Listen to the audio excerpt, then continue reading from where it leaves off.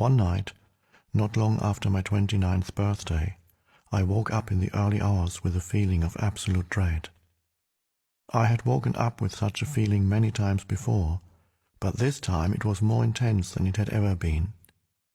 The silence of the night, the vague outlines of the furniture in the dark room, the distant noise of a passing train, everything felt so alien, so hostile, and so utterly meaningless that it created in me a deep loathing of the world. The most loathsome thing of all, however, was my own existence. What was the point in continuing to live with this burden of misery? Why carry on with this continuous struggle? I could feel that a deep longing for annihilation, for non-existence, was now becoming much stronger than the instinctive desire to continue to live. I cannot live with myself any longer. This was a thought that kept repeating itself in my mind. Then suddenly I became aware of what a peculiar thought it was. Am I one or two?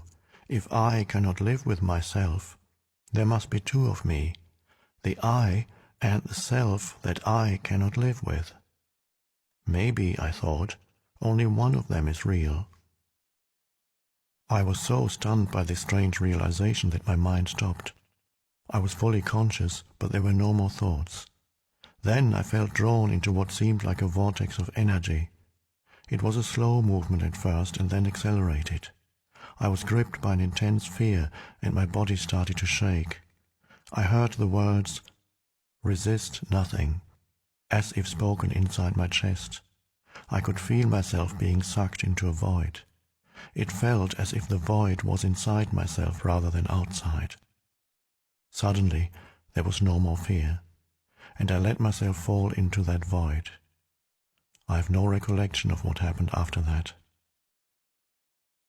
I was awakened by the chirping of a bird outside the window.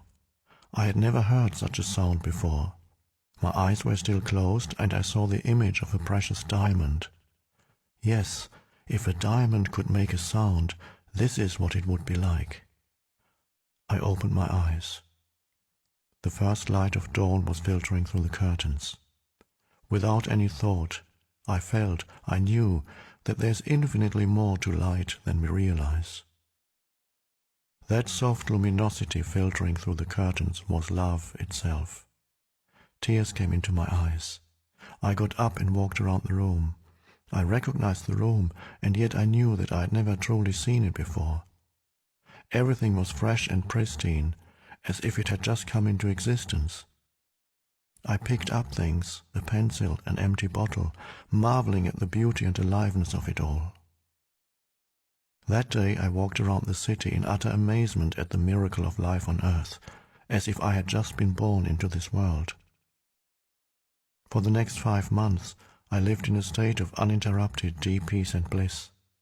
After that, it diminished somewhat in intensity, or perhaps it just seemed to because it became my natural state. I could still function in the world, although I realized that nothing I ever did could possibly add anything to what I already had.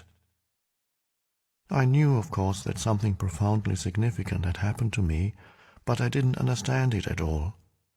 It wasn't until several years later, after I had read spiritual texts and spent time with spiritual teachers, that I realized that what everybody was looking for had already happened to me. I understood that the intense pressure of suffering that night must have forced my consciousness to withdraw from its identification with the unhappy and deeply fearful self, which is ultimately a fiction of the mind. This withdrawal must have been so complete that this false suffering self immediately collapsed, just as if a plug had been pulled out of an inflatable toy. What was left then was my true nature as the ever-present I am. Consciousness in its pure state, prior to identification with form. Later I also learned to go into that inner timeless and deathless realm that I had originally perceived as a void and remained fully conscious. I dwelt in states of such indescribable bliss and sacredness that even the original experience I just described pales in comparison. A time came when, for a while, I was left with nothing on the physical plane.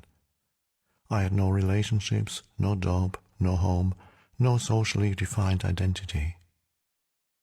I spent almost 2 years sitting on park benches in a state of the most intense joy. But even the most beautiful experiences come and go. More fundamental, perhaps, than any experience is the undercurrent of peace that has never left me since then. Sometimes it is very strong, almost palpable, and others can feel it too. At other times it is somewhere in the background, like a distant melody. Later, people would occasionally come up to me and say, "I want what you have. Can you give it to me or show me how to get it?" And I would say, "You have it already. You just can't feel it because your mind is making too much noise." That answer later grew into the book that you are listening to now.